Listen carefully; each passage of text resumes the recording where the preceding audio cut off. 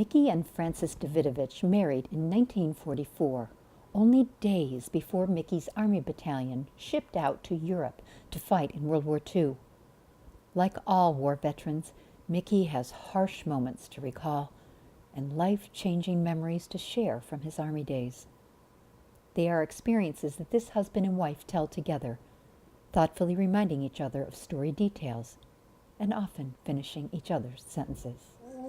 When I was during the war, I was in the communications. Mm-hmm. So you had to put your wire communications, that wire that's laying on the ground, you had to put them up in the trees. If there are no trees, you stake them there so the tanks come through and they won't erupt and break them up and all that for the communication. And that's the most important thing. If the infantry don't know what this section is going to do or where they're going to go on command and get the enemy, well, where's the communication? They're out. That's how I met Mr. Patton. You met General Patton? Oh, yeah. He's the guy that questioned me. What's the idea of putting your wire up in the trees and all that? So when the tanks come through, they won't cut them up and the communications are gone when they break them up. What did he say?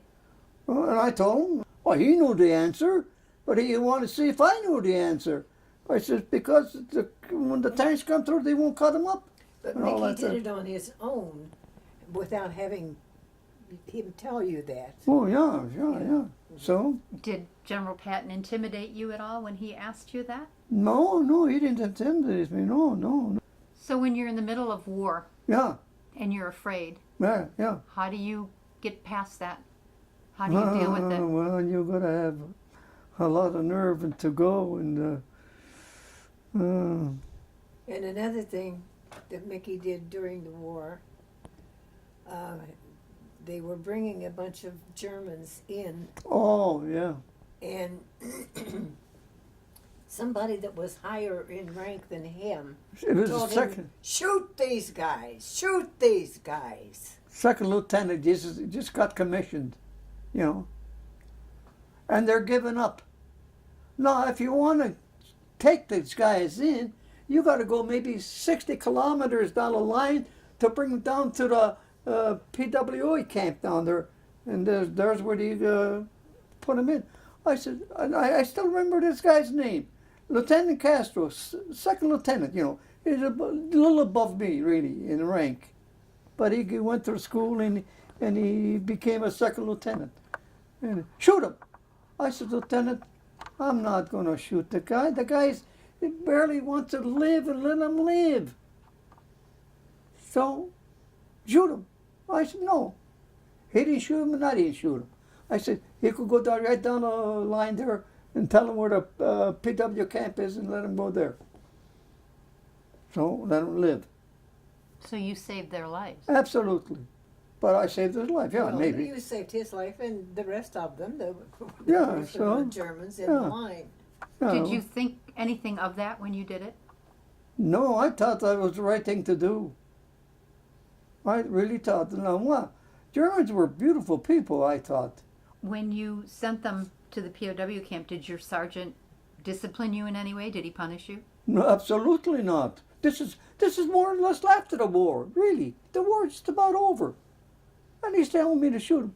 I said, no, he'll find his way, let him go. I said, Sergeant, shoot. I said, you shoot him. I said, then you shoot him. You could discipline me any way you want to. Did you know your husband had this kind of integrity? Yes. How did you know this? How did he show that to you? It's just a feeling. Of the way it's, every day is lived. I think the war did me a lot of good. It gave me strength and all that there. I was afraid of them planes go overhead and you can't tell if they're going to bomb you or not. Or when you're passing by and in the darkness, you drive with them little blinkers, and you blackouts. Get frightened. Blackout, yeah. And the war helped you out in that kind of way, for me anyhow. Did it give you perspective on what mattered in life? Well, sure. Oh, life meant everything. The first guy I saw dead was a second lieutenant on the battlefield. Second lieutenant. Yeah.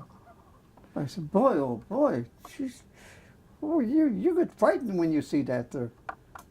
Yeah, I would, don't, if anybody tells you they weren't scared, they're full of baloney.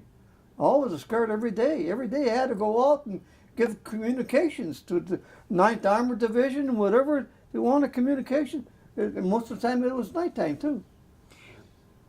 Did anything in your life after you came back stateside after the war, did anything in life scare you like the war did? No, I think it made me stronger, really, because I saw the worst of the things in my life that I hope to see. Francis, when he came home, was he different? I don't think so. Do you think you were different when you came home, Michael? Well, yeah, I think I was different. How? Oh, I think in a way that home life was better for me than to wandering around like I used to before. Then I became a legionnaire, and that occupied my time. I was a commander there, how many times? But it made me made a man out of me.